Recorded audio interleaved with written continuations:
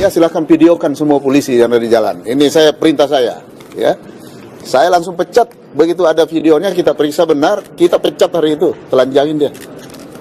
Ya, keras sekali kita. Karena kenapa? Udah cukup negara memberikan kepada mereka. Tidak kurang lagi sekarang, ya. Biaya operasionalnya itu besar sekali sekarang, ya. Gitu. Polres Poldanya apa nggak jalan ini, Pak? Bagaimana? Polres sama Poldanya apa tidak? Kapoldanya kita copot. Saya nggak main-main kalau saya. Pamen-pamen, kombes-kombes yang mereka juga ingin berprestasi, kita bisa ganti. Saya nggak akan segan-segan. Nanti tiap bulan kita akan evaluasi. Yang tidak bekerja, tidak ada hasil, kita tegur.